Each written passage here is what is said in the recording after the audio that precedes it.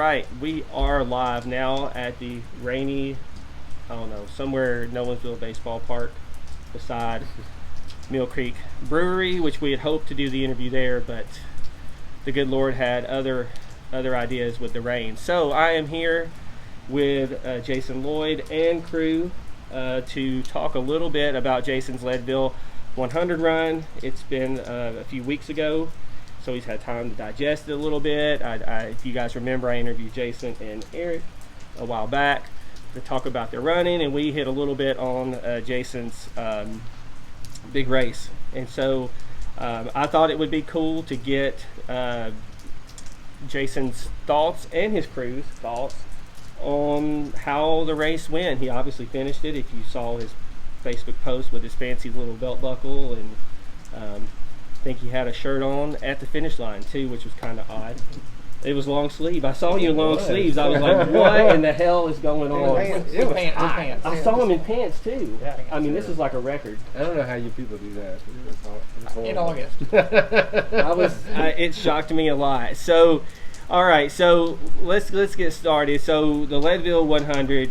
I think we kind of briefly talked about it in the interview. So why did you choose that race in particular? What was it about Leadville that said that's the one, some of these hard races, that's the one I want to hit on? What was it about Leadville? It was a challenge. It was, it's kind of legendary for how difficult it's supposed to be, but at least with the altitude. So that was the main reason. It was my 50th birthday, and I wanted to do something hard and out west, and yeah. So you were saying that and one of those iconic races. I just wanted to do something that check one of those bucket list races off. Right. So from an altitude standpoint, for those of us that do not know the altitude, what's the gain at Leadville? Well, the gain's not bad. The gain is you get it Pinhoti. It's like 15,000. Oh, okay. So it's not that bad. It's more the running at altitude as far as between 10,000 and 12,600. I got you. And that's the challenge. That's the challenge. Yeah. So I guess, but before we get deep into it, I guess I should introduce the crew. Dan, Eric, and then David. This is the posse he brought with him to get him through the Leadville 100. All three of these guys, extremely experienced runners who know a lot about doing hard stuff and crewing and knowing expectations of kind of what someone needs in a situation of that magnitude on a course of that magnitude. So, I mean, maybe you don't. I faked it. Hopefully one of them does. I mean, I don't know. We'll say Dan does. He's the only one that didn't speak up, so we'll say he's the expert. These guys were outstanding. I'm sure they were. I'm absolutely sure they were. So you flew out there. Did you fly out there early to get used to the altitude at all, or you just said I'm just there like an hour before the race, just flew in and just jumped on the course? Well, we got out there a couple of days before, but if you're gonna acclimate, it takes a couple of weeks. So if you don't have that kind of time, then there's no sense in trying to go out there and just feeling like crap for a week. Just go out there a day or two before and jump in, and so that's what I did. So you just got out there a couple of days, Mm-hmm. and then so I've never been to like Colorado. I've always been to like Las Vegas and Nevada, and out. Right. I've not really been in the mountains. So, is it immediate when you get into there? Like, do you feel it when you get into the altitude? Like, is it something that's just like an instantaneous type of thing where you can already feel that it's a little bit more difficult than say here at 600 feet? It's instantaneous when you go up some stairs or try to climb, just up a hill, a little hill. Like when we went to the pre-race meeting, and you just had to climb a little hill or climb stairs at the condo or anything like that, you could feel it. Really? Immediately. You're like, I shouldn't be this out of breath. Right? Yeah, already. I mean, because we run hills all the time, and so to feel that instantaneously right out of the box, it is. Yeah, you can definitely feel it. Well, I feel better now you say that, because when we went to the brewery, I think it was the day before, and I walked up the stairs and like, man, I am winded. I felt like a 20-year-old, like a 20, you know, smoking for 20 years or something. I was like out of breath walking up the stairs. And I thought it was just me. I'd never say anything. But yeah, Jump up to 100, your heart rate's 120. Really? Yeah, just That big of a difference. that big of a difference. but just walking around though. I mean, we took the altitude sickness medicine. I don't know if did you? I did take it? not. No. Just because I'd never been at that elevation. I mean, I've been to like 8,000 feet, but I didn't want to be, an issue with the crew. So we took the medicine or the pills, whatever. And so I never felt like I never had headaches or anything like that. I felt okay with it. Just like Jason said, just walk upstairs were a little more of a challenge first couple days. So I guess, sticking with the altitude thing, you guys were going to have to pace him at some point in altitude, obviously. Was there any concerns with you guys about trying to keep up with him, but being able to run at altitude? Because you probably, for some of you were catching him at the end, so it was a little bit easier keeping up with him. But, We couldn't pace to the last 30. Yeah. So by 70 miles, if you can't keep up with your runner, yeah, if you're in altitude, you're going to have a hard time anyway. unless you're pacing Jim Wamsley, right? Well, yeah, well, Right. You're going to be dropped.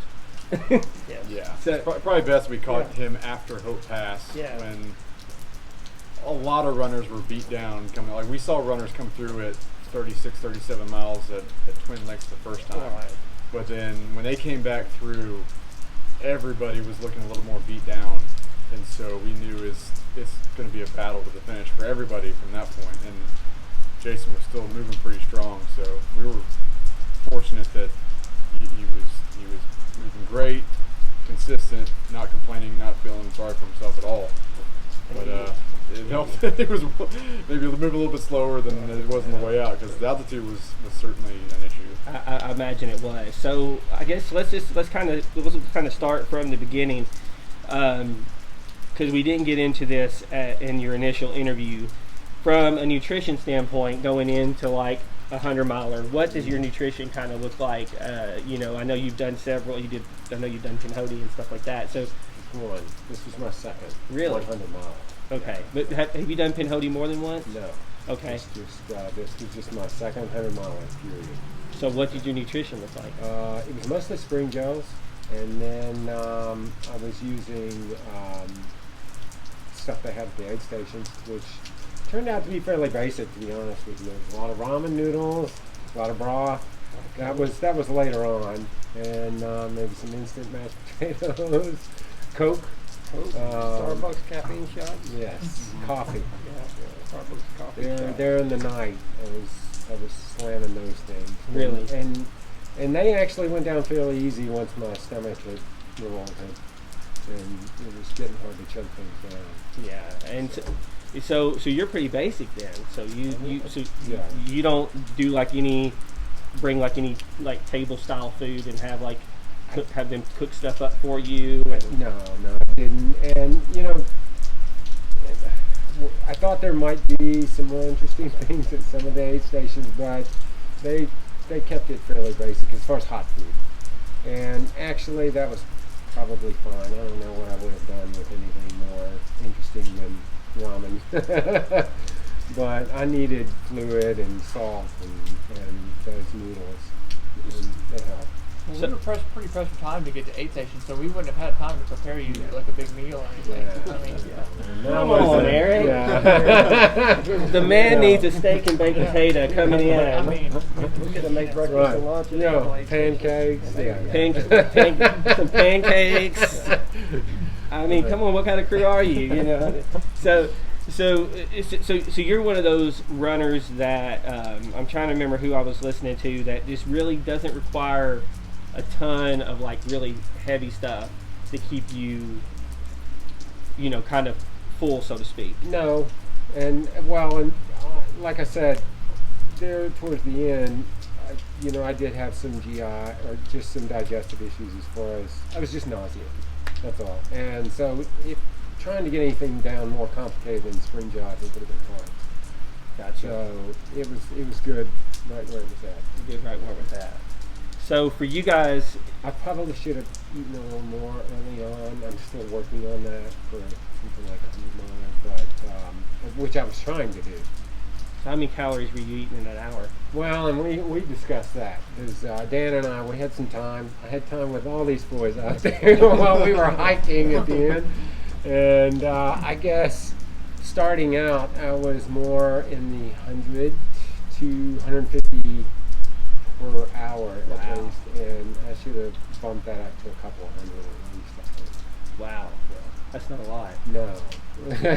Not for somebody that's probably moving at your rate of speed. I was trying to keep it, I wanted to try to keep it manageable for the whole race, and so I wasn't trying to blow it out for sure in the beginning. So you had a pretty basic nutrition plan, which was, I guess, was easy for them from that standpoint. So we'll start out with breaking down the race a little bit. Starting out, kind of talk about how did you decide to manage your race? Was your plan to start out like most people, start out conservative, and kind of just maintain that conservativeness to try to keep some in the tank for the end, or did you kind of just push out a little bit to kind of, I know a lot of people like to bank some time in 100 milers just in case something bad happens and you have to take an extended break or something like that. I was starting out conservative, I think. I was trying to find a place that I could hopefully hold for most of the race.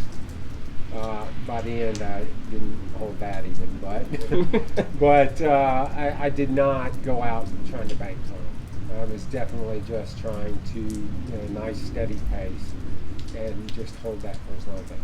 So did you have like a any sort of pacing strategy?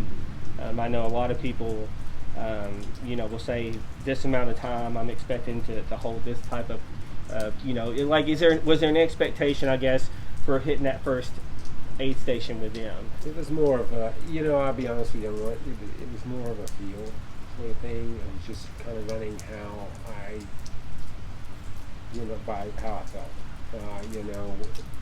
Something that I felt was that I could hold for as long as possible and not overexert myself too much. We had talked about, we were talking about where I would probably see them, and in general it was going to be, a little over a 10-minute per mile pace at the best that I was going to see them, at the beginning.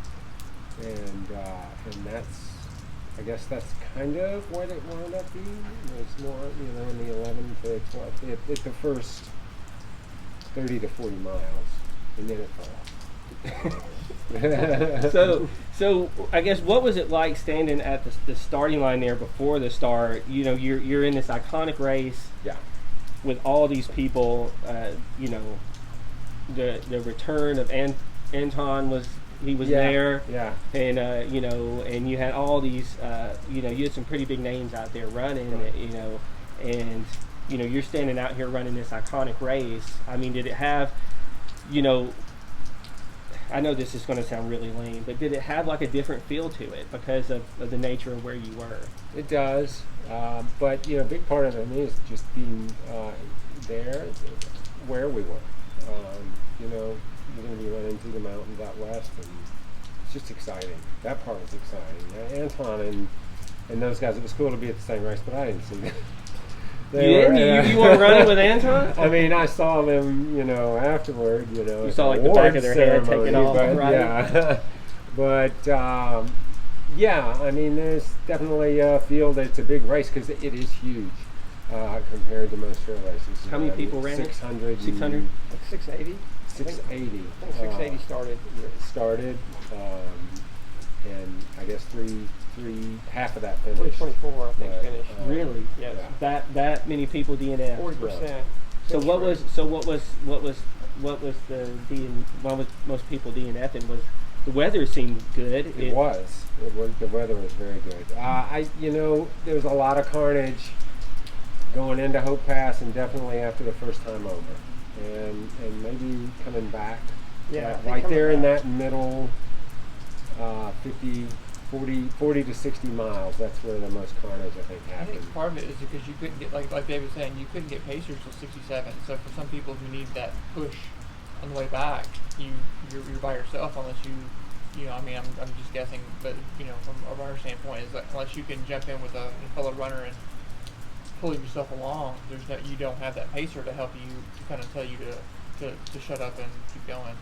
In the past, you could get a pacer on the other side of Hope Pass, and this year they limited to Twin Lakes at 67. So at 50, you usually could get a pacer, but this year you could only get one at 67. Why was that? Just traffic, trying to contain traffic on the other side of the pass. Gotcha. It's not like Twin Lakes is a very small, Very little small communities. and the race just kind of takes over that town, and they're super about it. I mean, but it's a pretty amazing aid station because it's the whole town. It's like 20 houses, I think, maybe in the whole area. It's not That's very all? big. I mean, it's really, really small. So I guess from a crew standpoint, before we get into him kind of talking about the course and what that kind of felt like and looked like, did you guys have any concerns, or did you guys have any sort of kind of what was y'all's plan to help him along the way? Because it sounds like he is extremely basic. Very easy. Easy. Very easy. Did you guys have any concerns because he was so easy that he may have needed something else, or did you guys was there any sort of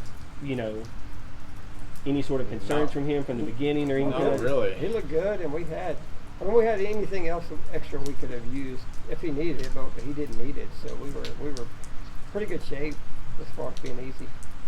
Yeah, I mean, He didn't demand logistically, anything special or anything. really 2 places where we set up all day long to I see think him. we may have driven like 30 miles all day. Really? Yes. It was more just waiting for him to come through, but and we tried to think of things he may need that he didn't communicate and specify, to try to think of every contingency, but he was pretty basic in his instructions, and we tried to fill in the rest of the gaps from there. But overall, very, very low maintenance runner. Very organized too. I mean, he had like all of the different aid station bags. And he was like, okay, this aid station, this bag goes this aid station. Or he had drop bags too, but then even then had separated out into a bag that we brought with us. And it was like, this is what I'm going to need, whatever. So we just kept bringing that back and forth, and we just get if we because you go to the aid stations we were at, he hit twice, so we would just grab that aid station bag, he'd get what he needed, we'd take it back. That way it was there for the next time. I guess now I think about it, we didn't really need to do that because we were there. It was only the aid stations that we weren't there that we needed. Yeah, But absolutely. it was pretty much just make sure, okay, here's the bag you need, what do you need, you refill and keep going. But it was pretty. He planned a lot on his end, because not many runners that have crew do a drop bag at aid stations where you're going to have crew in addition to. Usually they rely on the crew. So Jason having us there at the specific aid stations and having a drop bag for whatever case, just in case we weren't there, over prepared on his end, which made it pretty easy for us. Yeah, that's a solid plan now if you think about it. Most of the drop bags were backup stuff. Like I knew they would probably be there, but if they weren't, there was extra nutrition, extra clothes. One shirt, right? Well, we didn't go through many shirts. Never do. Yeah, never do. Right? They made me get dressed. They did do that. They were like, "You gotta get dressed because So- it's gonna get cold." You're going to get hypothermia if you do not put on some clothes. So break it down. How does the course start out? Is it hard from the beginning? Is it relatively flat and then gets tougher? Because like I told you before the interview, I'm not real familiar with that Leadville course like I am with some of the others. Yeah. The beginning is pretty easy start. It's downhill at first, and out of Leadville, you get to drop down to the lowest that it's going to get, which is like 9,000 something, and then you start having your climbs around after the first aid station, I guess, around mile 12. That first aid station, which is also the last station, is kind of a bitch because it's 12 miles. So, and Eric was on that stretch for me. So coming back, it was 12 miles to the finish, and then it's uphill. Not the kind of climbs that these guys did with me coming out of the aid stations I left with them. But yeah, the finish was an uphill finish. But coming out, it was pretty easy.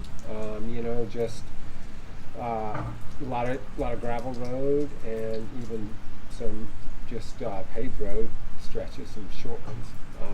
So that wasn't bad at all. And then I even think the climbs were a little more manageable, the steeper climbs going out. So when did it get to a point, or I guess what part of it when you hit it was like you were like, damn, this is not easy? Twin Lake, it was always, you could feel the breathing and that sort of thing, of course, but you kind of get used to that mentally, that this is just the way it's going to be. But 37, when you're about to hit Hope for the first time, okay, now it's going to get real. Now I've got a 2-hour climb ahead of me. Dan was real good about telling me your next section, this is what you're going to be doing, this is what I would expect, and just keep moving. And so when I hit Hope the first time, that's like a 2-hour, you're looking about 2 hours just to climb that, and then an hour to get down the other side. So for those folks that don't know about Hope Pass, I know about Hope Pass because I watch a lot of hiking videos. Right. And I see people hiking over Hope Pass, and I can hear them breathing, hiking over Hope Pass. Right. So I can't imagine what it's like for, like being a trail runner trying to go through Hope Pass. So give us a little bit of a breakdown of what Hope Pass kind of looked like. It's beautiful.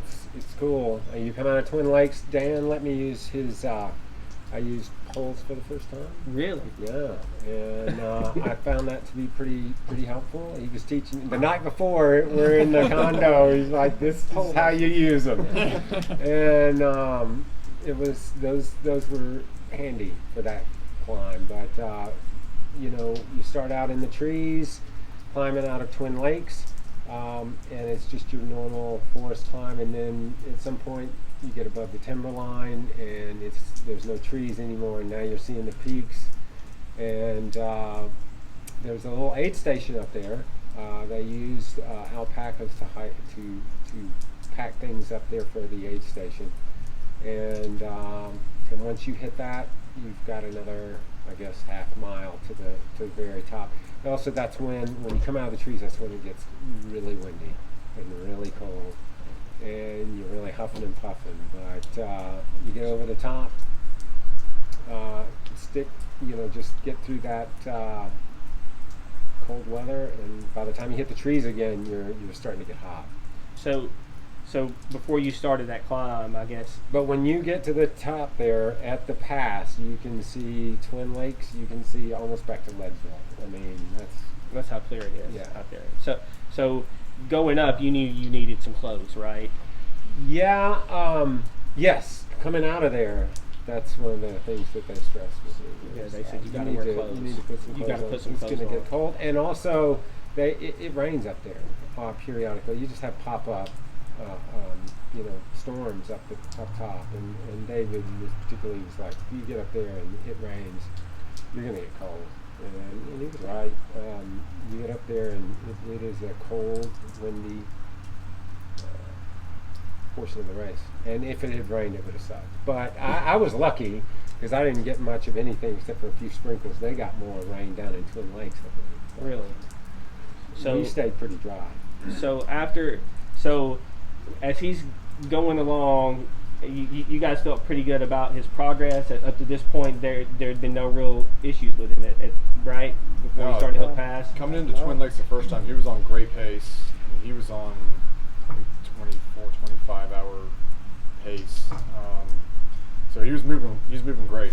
Looked great when he came in the Twin Lakes. Great attitude. Wasn't down on himself at all. So we were very optimistic of him. Yeah, that's the important thing. Eating right? is very important. Yeah. So he was eating good, looked good spirits. So after Hope Pass, you have to go down, right? Yeah.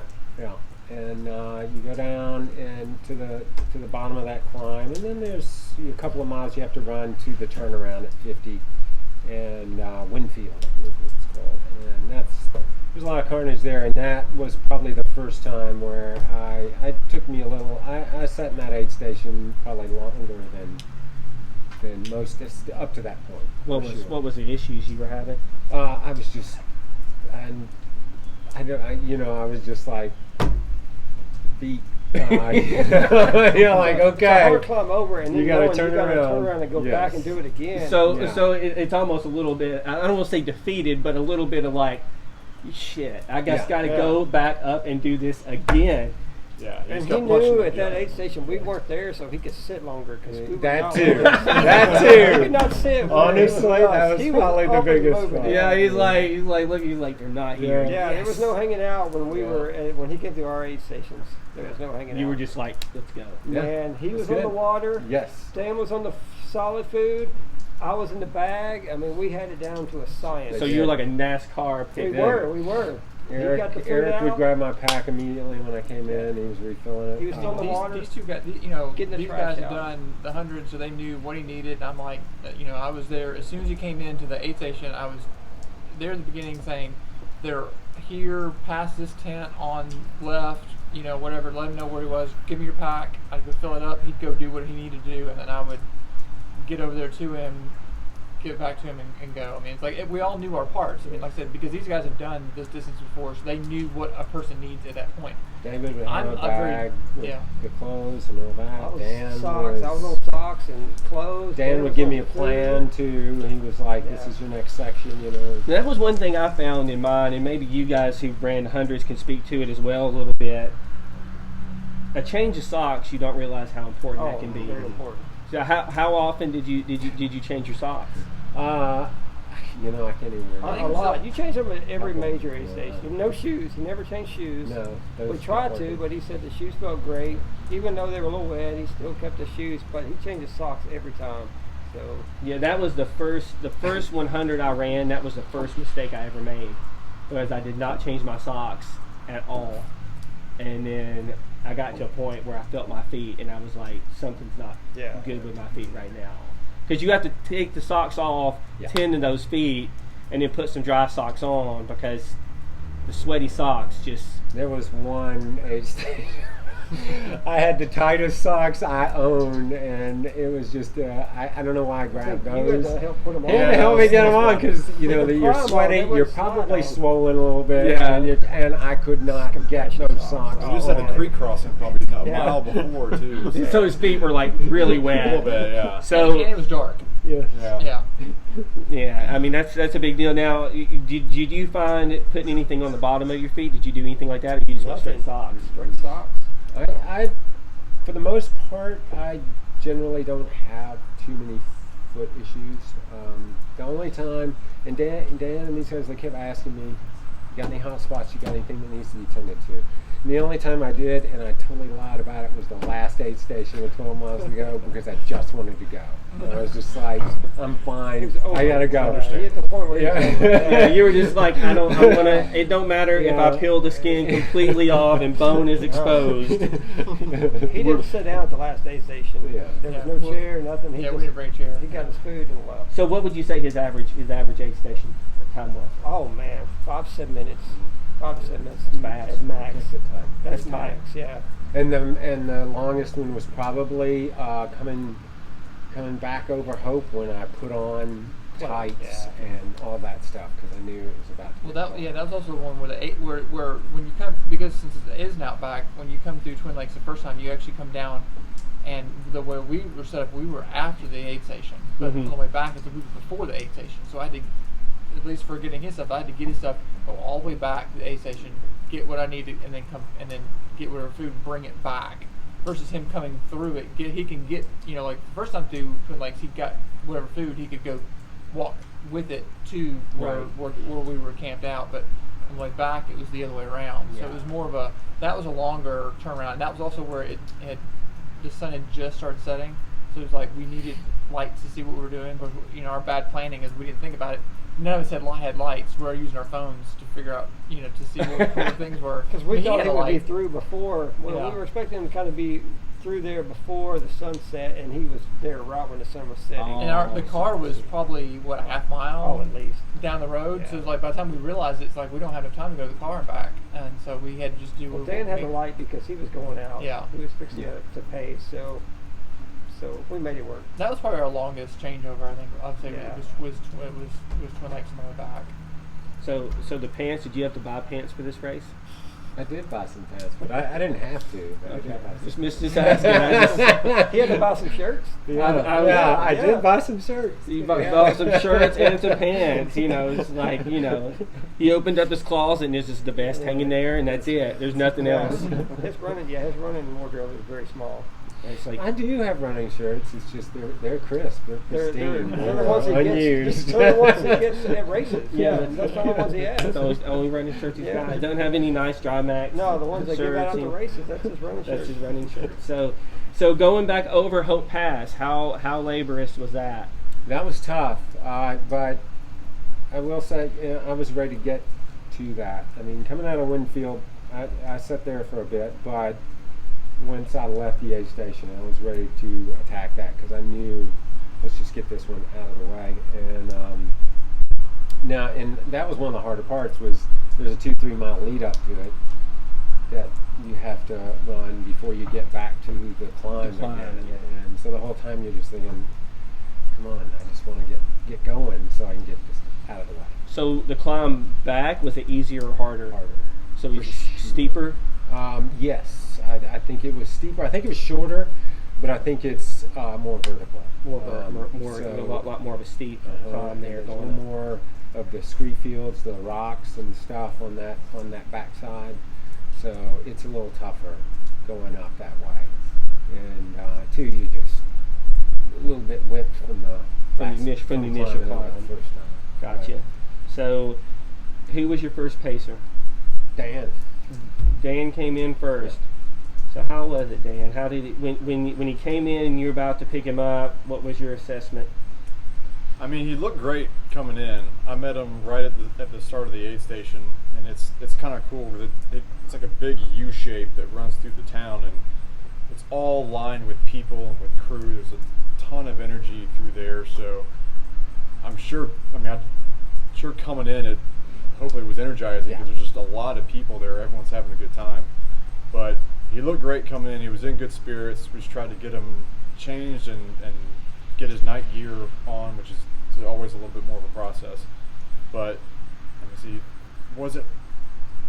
didn't have any major issues we had to deal with. He was in good spirits. He got some food, got all of his stuff, and we got rolling. And coming out of Twin Lakes, you got a good punchy little climb in for about 2 or 3 miles. That's steeper than the descent on the other side. It's kind of right on the banks of Mount Elbert. Yeah.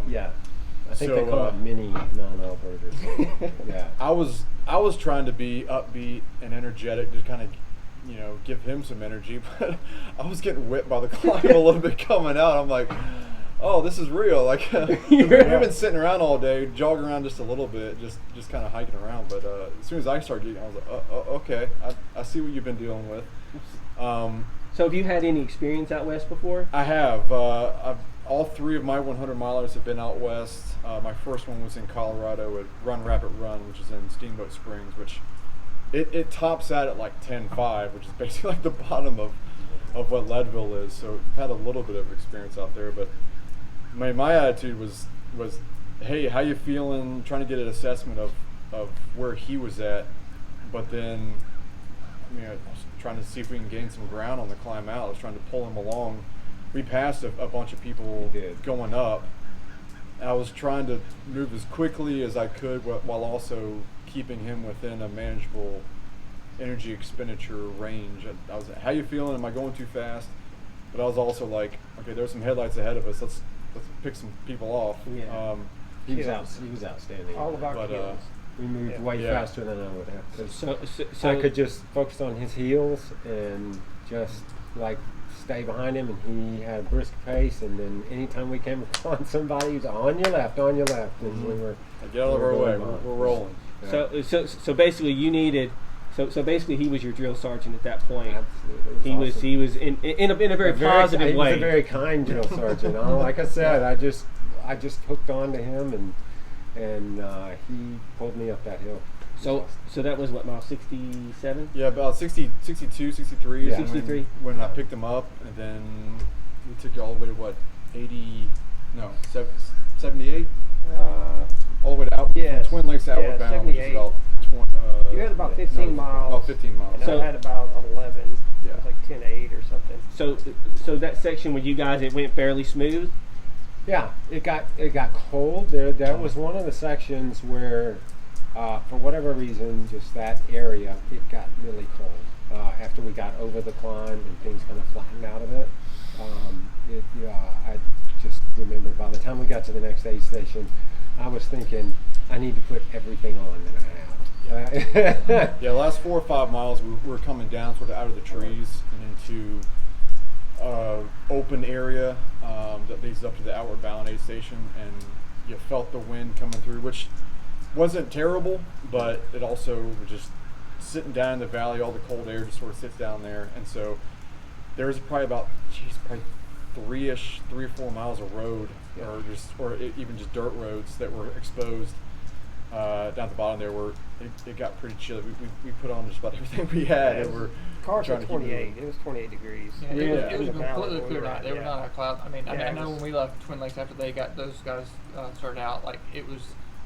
I mean, for us it was great because like the moon was awesome, the stars, and everything else. But for They're being like out there running- they're like sightseeing. Oh no, we were I will say like it seat was heaters on in the beautiful. car. No, we were cold. Yeah, we were in the car cold. You know.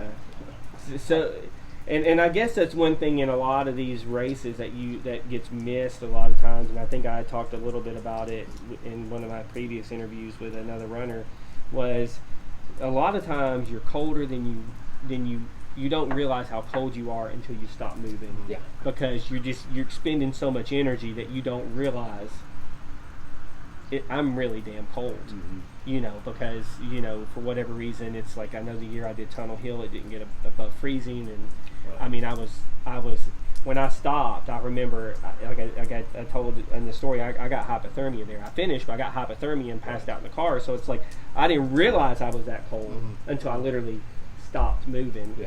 And whatnot. And of course, if you're hiking and walking, to some extent, you're feeling it even more because you're not chugging along. So Dan kicked ass. He did. Got you to the next section. He did. He probably picked off a bunch of spots along the way, He did. and then he turned you over to David. To me, And then so what section of it did you have within David? from Outward Bound to what was that aid station? Turquoise Lake, Turquoise Lake. And it was Mayfield, Mayfield. Mayfield. or May Queen. May Queen, May that's Queen, it. yes, May Queen. And so we had a 5-mile climb up the power line section. Probably Right out of the gate, one of the steepest again. climbs. Yeah. That was one of the things is we'd hit these aid stations and I would get noodles, whatever, and I would start to feel good again, and then we would walk out and hit this climb, and it would just take everything out of me.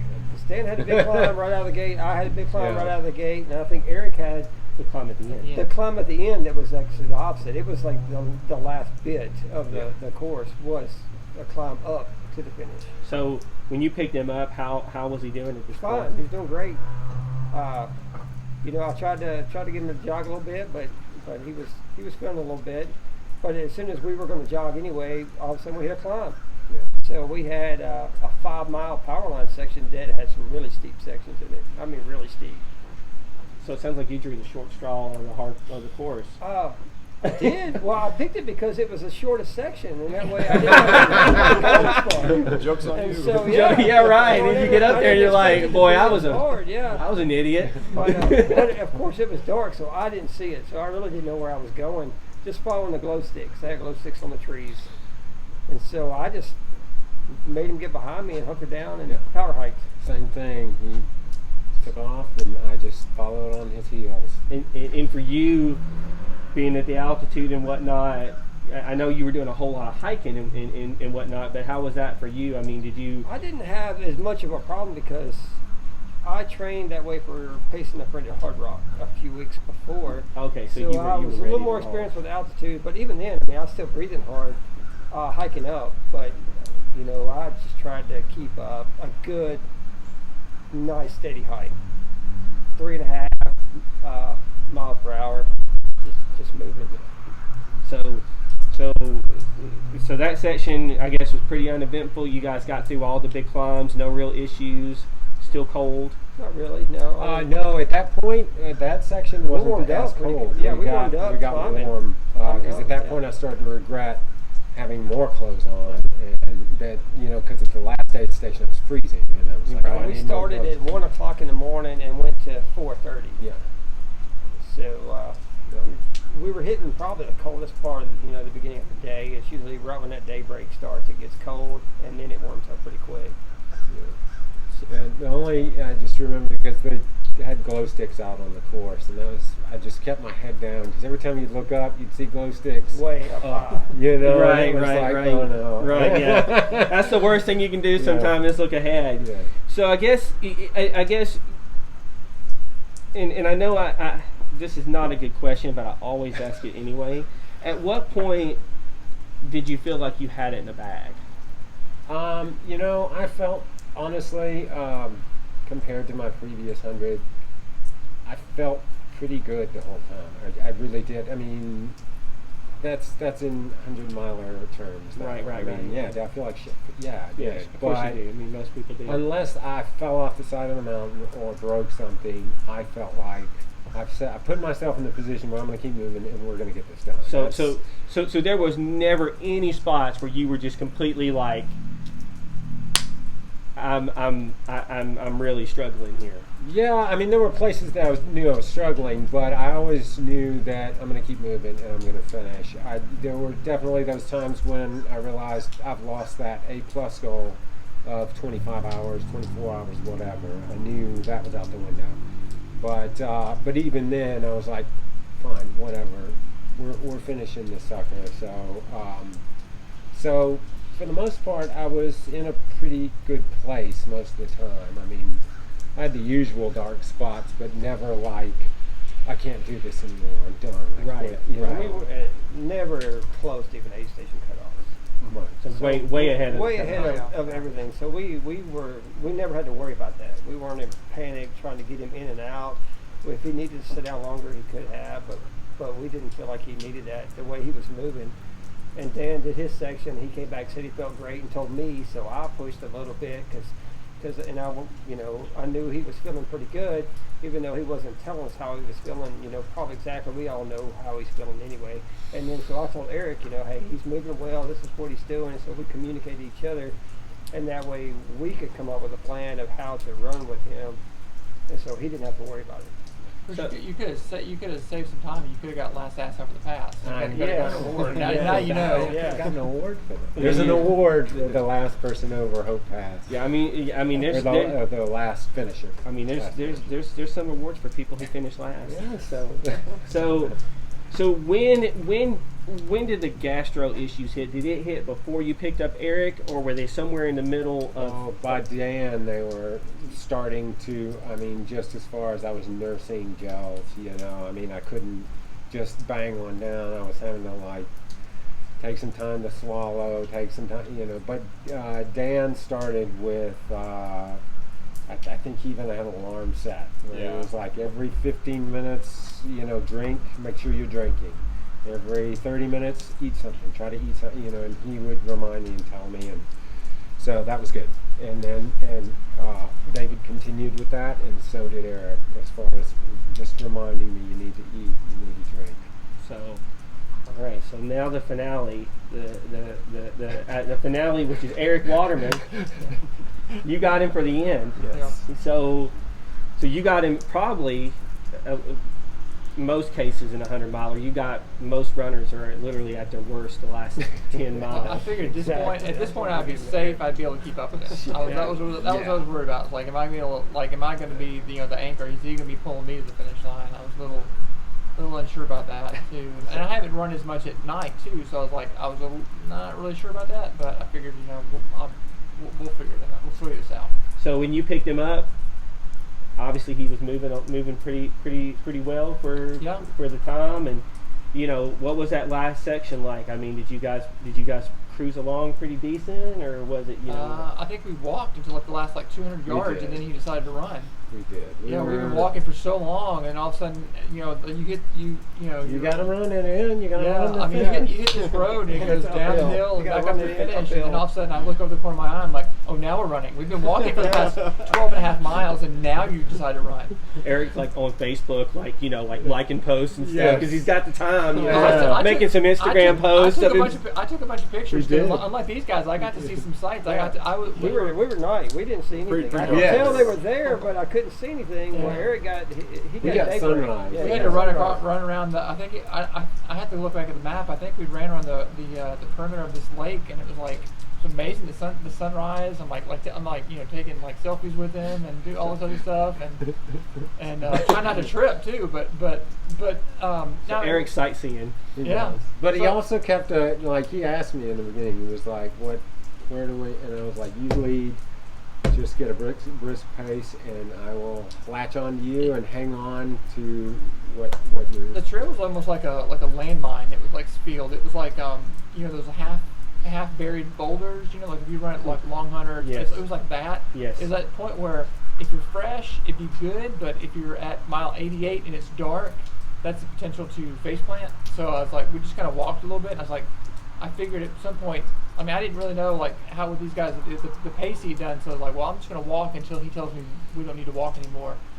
And then that never came. never occurred. But we just like I just walked ahead of him and just kind of kept a pretty brisk pace. And then if I'd look over my shoulder, if he was a little bit too far back, I'd stop. So almost like a slinky. Yeah. You know, if there was anything like kind of technical, like a little creek crossing or anything kind of uneasy, I'd stop. And I had a headlight and a handheld, and I just kind of shine on the ground, so he knew, you know, just so he had enough light to see what was up, and we just did that until daybreak, and then we just hit that climb. It just seemed like it to go on for it wasn't a steep climb. It was one of those that just kind of beat you down because you're just Nice continuously 5 grade. climbing up the hill. Yeah. Yeah, that's the thing. That's the thing that I don't like about the Yeti is that climb the white top. It's not exactly steep. It just never ends. Right. It's just this gradual.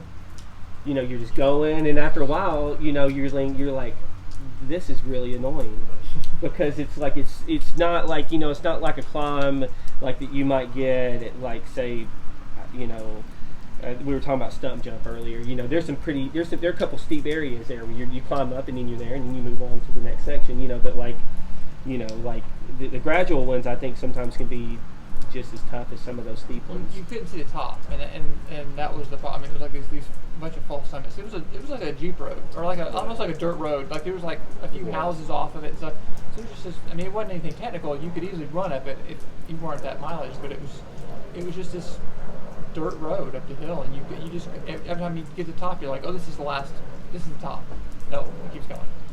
And he keep looked going it on. up on his phone Yeah. at one point to see where we were. And I didn't want to tell him. I looked and I was like, like we ate like at a pizza place like the day before, and so I was like, I knew the finish line was right at that point, so I mapped it out. It was like a mile and a half. I was like, should I tell him? Should I not tell him? And I'm like, I'm not gonna tell him, because you know, in your mind you're thinking only a mile and a half, but then and in my mind I'm like, I would defeat him thinking I have another mile and a half to go. Right. Yeah. So like, you just I'm want to keep not going. gonna say anything. Like He was not telling him, but he was texting us. So And we it knew was, exactly by the where way, he it was at. more than the last 20 yards that I ran, and unfortunately, and I dreaded that too, because I knew that the start and finish to Leadville is at the top of this street, and you've got to run. It's like a quarter mile or whatever stretch that you can see from the line.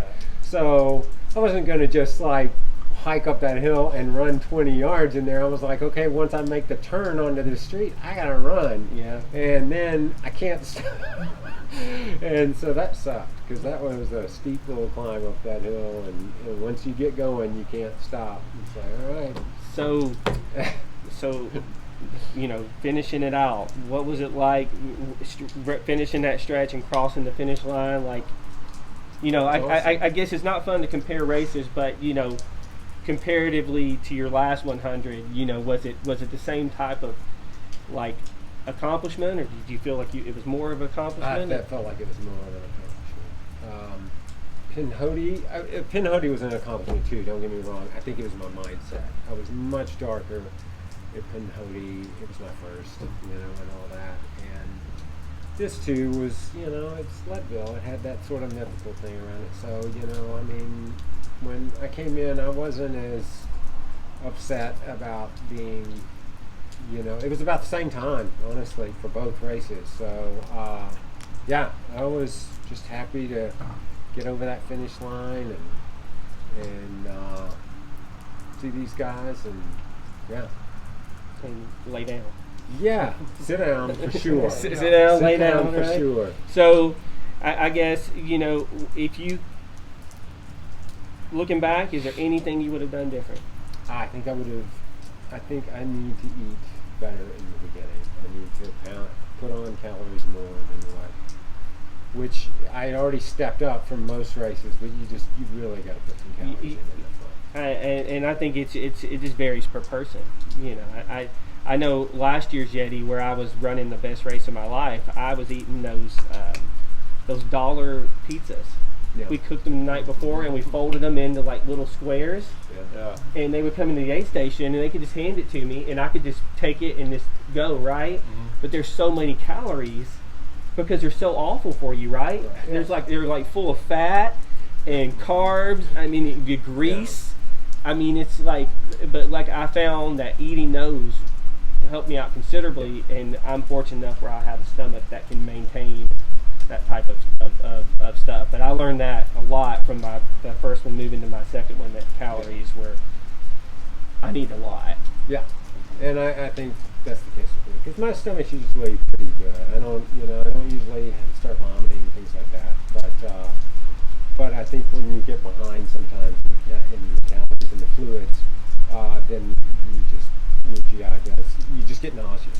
And I didn't ask you earlier, do you do any sort of electrolytes? Yeah, I had electrolytes with me, and I didn't use as many there. I was getting salty stuff at the aid stations. I did have salt taps that I was taking periodically. And there was something else that I had.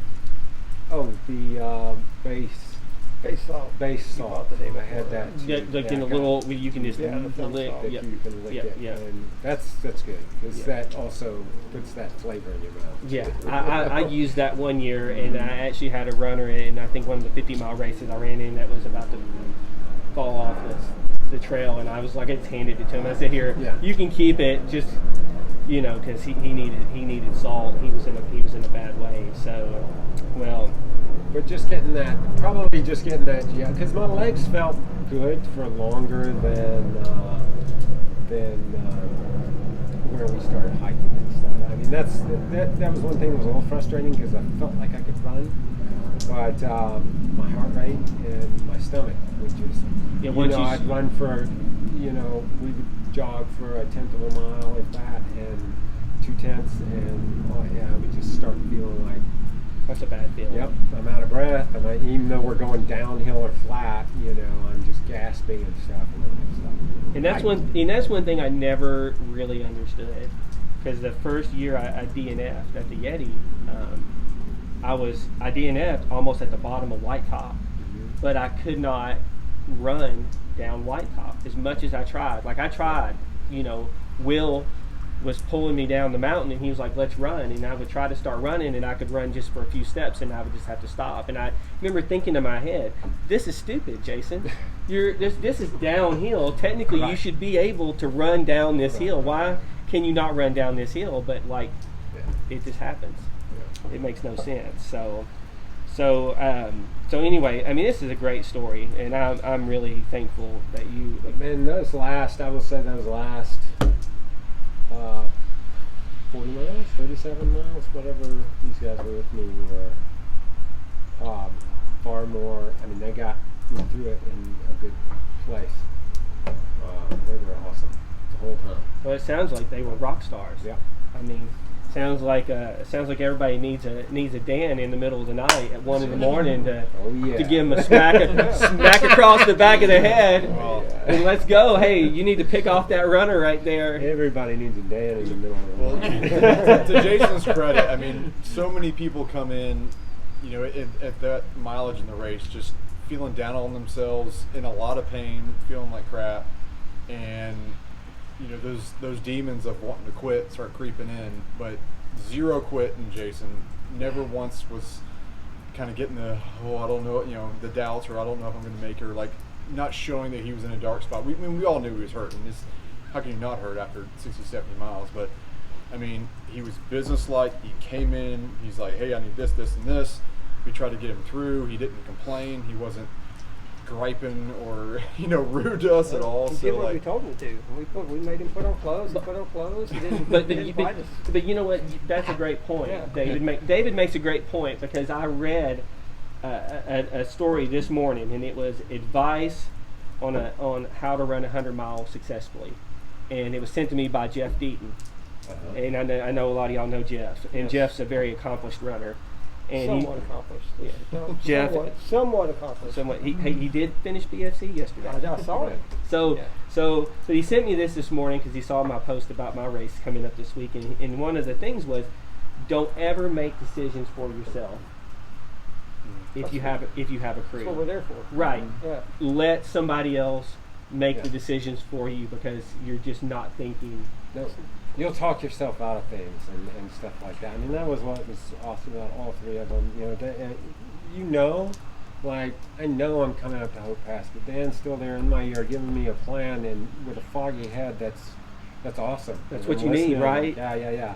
And David's like coaching me on eating, and Eric's got my fluids. And taking selfies by the lake. Taking selfies by the lake. Somebody has to get first off, to credit for Eric here. Yes. Somebody has to document this. Yeah. I mean, he is your media guy, okay? Right. He is your media guy, but I mean, But all of them telling you to eat and drink and this and that and put on clothes, whatever, because you'll that you need to do it, but you'll also tell yourself, I'll do it later. I don't want to waste my time taking my shoes off. Right. I don't need to eat. I don't need to change socks. Exactly. Yeah. Right. I mean, this is going to slow me down. It's going to mess me up, and what's crazy is something as small as not changing your socks could literally knock you out of the race. Yeah. And people don't realize it until it happens, Yeah. and your feet are just wrecked, for lack of a better term. I remember the first time I ran, the only time I ran Yamacraw, and that was the year that we had to jump across the rafts, and it was really cold. And I remember I was running with a friend, and he said that he had brought a change of socks. And I remember asking him, why are you going to change your socks? Because there was like, I think you were there the year I ran it, and it was like, there were like 46 creek crossings. And I was like, why are you going to change your socks when your feet are just going to get wet again? And he's like, well, at least for a little bit, my feet will be dry, and that'll be a confidence booster in itself, and it'll help and it's a game changer. And and I realized after that race, after I finished, I took my socks off. I probably should have changed socks. And even mentally, it's such a small comfort, for a little while. Right, absolutely. Well, this has been great, guys. I really am super excited about having this conversation. It's one of the things where, like, I was waiting for you to run this race so I could have you back so you could talk about it, because I enjoy hearing running stories, and I'm so thankful that I've got such a great group of runners in this area that I get to talk to.